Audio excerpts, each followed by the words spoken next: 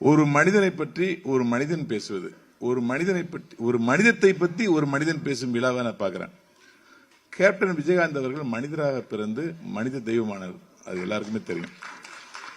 நான் கோயம்பேட்டில் ஒரு ஹோட்டல்ல பில்லு செட்டில் பண்ணிட்டு திரும்பி வரும்போது கேப்டன் ஆலயம் அப்படின்னு ஒரு போர்டு பார்த்தேன் அவருடைய ஆபீஸ்ல. அந்த போர்டு நான் முன்னாடியெல்லாம் பார்த்ததில்லை. ஏன் கேப்டன் ஆலயம்னு பேர் வச்சிருக்காங்க அப்படின்னு நான் நினைக்கும் போது, சமீபகாலமா நாகூர்லேருந்து, திருநெல்வேலியிலேருந்து, மதுரையிலேருந்துலாம் நிறைய பேர் அங்க வந்துட்டு மதிய ஒரு வேளை சாப்பிட்டு அவருடைய சமாதியில் உள்ள திருநூறு எடுத்து பூசிக்கிறதா கேள்விப்பட்டேன்.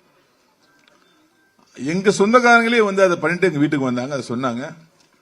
ஒரு மனிதனாக பிறந்து கதாநாயகனாக உயர்ந்து மறைந்ததுக்கு அப்புறம் தெய்வமாறது எனக்கு தெரிஞ்சு யாருக்குமே புரட்சி தலைவர் எம்ஜிஆருக்கு அப்புறம் தமிழ் சினிமாவில் புரட்சி கலைஞர் விஜயகாந்த் தான்.